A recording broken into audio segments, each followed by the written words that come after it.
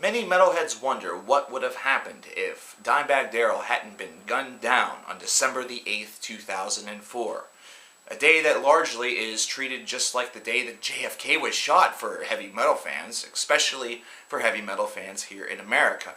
Pantera was an increasingly important band in the 1990s where heavy metal was really kind of being replaced by other styles of music such as alternative or grunge, with boy and girl groups now hitting their explosion peak in the 2000s, the early 2000s. Pantera broke up, and this was something that caused a lot of different emotions among fans, from sorrow to anger. It was an anger that was eventually really spilled out in a very public display by one fan who blamed Dimebag Darrell for the breakup of the band in 2004 in Columbus, Ohio, a man by the name of Nathan Gale. But what if Dimebag Darrell had never been killed? And first of all, notice the fact that we said, what if Dimebag Darrell had never been shot? Principally because Pantera fans want to believe that if this never happens, if Nathan Gale simply decides to go to a Burger King as opposed to this Columbus, Ohio show, that Pantera would eventually get back together and all things would be okay. And while this may be true, I am not discounting that possibility. This way is also one that's subjected to the amount of overall stubbornness among these bands, and really there is also that potential that it could only have gotten worse, that the feud could have only become even more amplified, especially considering the advent of the internet. Think about the way in which things are being communicated these days on websites, whether it be TMZ, Blabbermouth, Metal Sucks, etc. Now imagine them having the Dimebag Darrell, Phil Anselmo Pantera feud to go along with their daily wares. It would be ridiculous. Nothing would ever be resolved. So, we go back to December the 8th, 2004. Nathan Gale opts, instead of going to a Burger King, to go to the Columbus, Ohio date of Damageplan's tour in support of Newfound Power. And he has a very clear-cut plan in mind to remove the source of his bane. However, while going through the crowd trying to head toward the stage, many crowd members notice a significant disturbance being caused by this man and start to really get a bit fearful and alert some of the local security detail that's going on within the show. This is something that becomes even more amplified as Gale seems to be moving closer and closer to the front and seems to have a weapon in hand. The security detail in many of these shows don't necessarily have any reason to be a hero, but here, once they catch sight of the weapon, they opt to do so. They're able to subdue Nathan Gale after a significant struggle, and after Gale is able to get a number of shots off, and a couple of these do hit Dimebag Darrell, one in the thigh and another one in his shoulder. Dimebag is on the ground, he's experiencing significant bleeding, is in a lot of pain, and is starting to fade out of consciousness. This is where the paramedics are called, they are summoned, and they're able to get Dimebag to the hospital, saving his life, although he is now on the shelf for a significant period of time. Nathan Gale, meanwhile, is arrested and eventually goes on trial and is sentenced to multiple years in prison for, of course, attempted homicide. A couple of years later, he is eventually killed in prison by a couple of Pantera fans that happen to also be inmates. But now Dimebag Darrell finds himself on the shelf for a significant period of time, and now the other members of Pantera, the other members of Damageplan, and other members of the heavy metal community now have to react, respond, and take in the fact that one of the true gods, one of the true legends, one of their best friends in many cases, had just been a victim of a very, very serious assault and had been shot multiple times.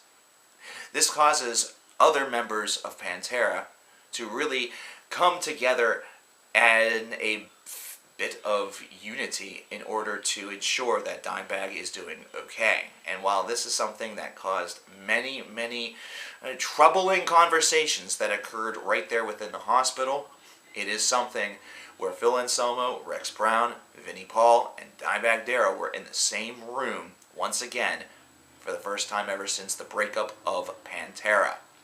This, of course, generates a significant buzz, not only within the metal community, but within the music community, which spreads to the internet like wildfire, everybody assuming that this unified stance within the band means that Pantera is going to reunite immediately, which is not the case.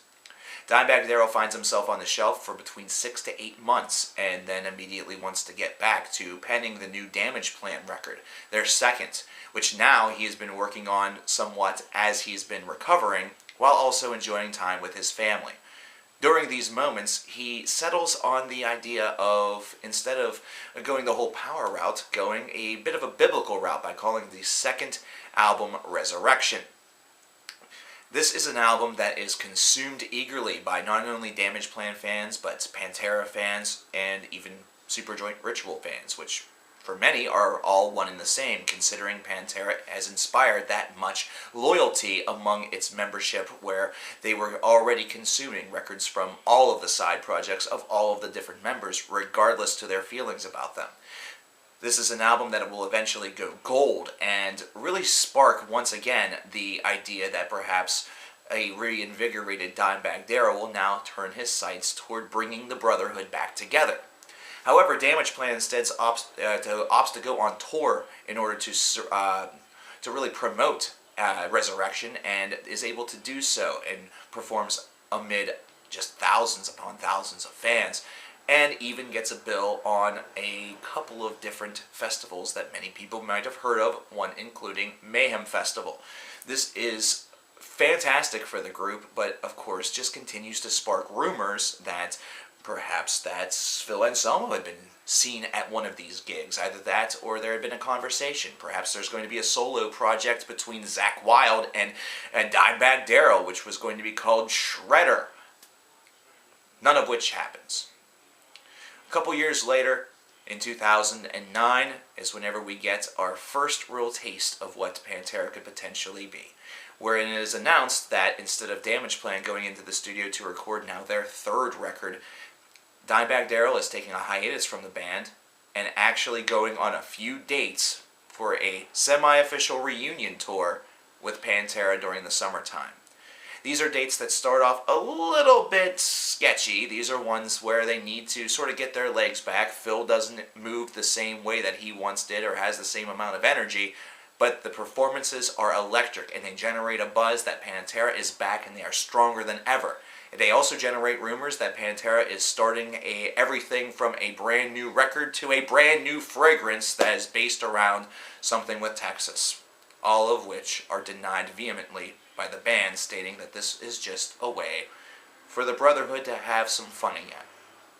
2010 comes, and Damageplan is off recording their third studio record. While it doesn't perform nearly as admirably as Resurrection, this is an album that still promotes the idea that Dimebag Darrell is a transformative guitarist of the generation, and the style of the band starts to resemble a little bit more of Pantera. There's a lot more aggression that's being seen on this record, and with Hell Yeah also releasing an album, and Phil Anselmo doing all sorts of different work with side projects, it seems as though perhaps these members of Pantera are just content on continuing this life. 2011 changes all of that whenever Pantera decides that they are going to reunite and go on an official world reunion tour.